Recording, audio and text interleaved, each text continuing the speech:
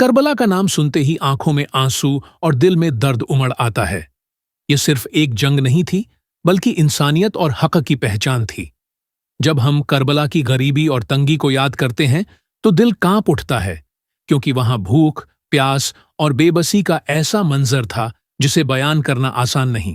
سن 61 ہجری، محرم کا مہینہ، نانا رسول اللہ صلی اللہ علیہ وآلہ وسلم کے نور نظر امام حسین علیہ السلام اپنے اہل بیت اور ساتھیوں کے ساتھ کربلا کے میدان میں ڈٹے ہوئے تھے۔ ان کے سامنے یزید کی فوج تھی جو تعداد میں لاکھوں تھی، اور ادھر امام حسین علیہ السلام کے پاس صرف کچھ ہی جانثار تھے، کل 72۔ لیکن اصل درد صرف تعداد کا نہیں تھا، اصل درد تھا پانی کا بند ہونا۔ یزید کی فوج نے فرات کا پانی روک دیا۔ سوچنا ذرا، ریگستان کی تپش، ریت کی گرمی اور سورج کی جلتی ہوئی کرنوں میں وہ معصوم بچے اور بیویاں پیاس سے تڑپ رہی تھیں۔ بی بی سکینہ علیہ السلام کے ہونٹ سوکھ چکے تھے، چھوٹے چھوٹے بچے رو رو کر کہہ رہے تھے، پیاس لگی ہے بابا، پانی چاہیے۔ لیکن پانی کہاں سے آتا؟ امام حسین علیہ السلام اپنے معصوم بچوں کو دیکھ رہے تھے، جن کے ہونٹ خون سے بھر چکے تھے، لیکن صبر اور سچائی پر قائم تھے۔ سب سے بڑا غریبی کا منظر یہ تھا کہ رسول اللہ صلی اللہ علیہ وآلہ وسلم کا نورانی خاندان، جن کے صدقے میں دنیا کو نعمتیں ملیں، وہ خود ایک بوند پانی کے لیے ترس رہے تھے۔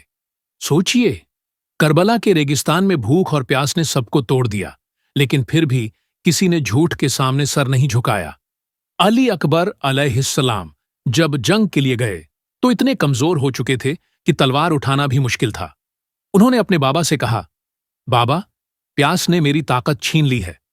امام حسین علیہ السلام نے آنسوؤں کے ساتھ انہیں گلے لگایا اور کہا، بیٹا صبر کرو، جنت تمہارا انتظار کر رہی ہے۔ حضرت عباس علیہ السلام جو لشکر حسینی کے جھنڈا بردار تھے، بچوں کی پیاس سے بے چین تھے۔ انہوں نے امام سے اجازت مانگی کہ میں پانی لے کر آتا ہوں۔ سوچئے، جب حضرت عباس علیہ السلام فرات پر پہنچے تو اپنی مشک بھر بھی لی، لیکن جیسے ہی انہیں یاد آیا کہ بی بی سکینہ علیہ السلام اور باقی بچے پیاسے ہیں، انہوں نے خود پانی پینا گوارا نہیں کیا، لیکن دشمنوں نے ان کی راہ روک لی۔ ان کے دونوں ہاتھ کاٹ دیے گئے۔ آخر میں جب مشک میں پانی لے کر خیمے کی طرف چلے تو تیروں نے وہ مشک بھی چھلنی کر دی۔ بی بی سکینہ علیہ السلام پانی کا انتظار کر رہی تھیں، لیکن پانی نصیب نہ ہوا۔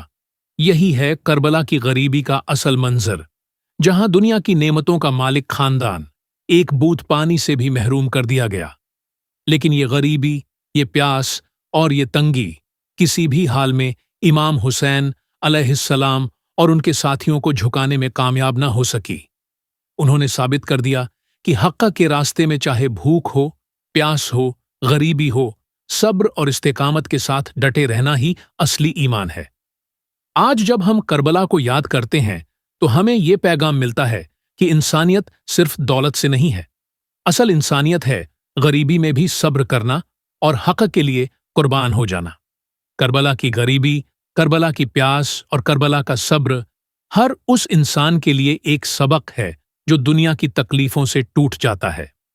کربلا ہمیں سکھاتی ہے کہ چاہے حالات کتنے بھی مشکل کیوں نہ ہوں، حق اور انصاف کے راستے پر کبھی سمجھوتا نہیں کرنا چاہیے۔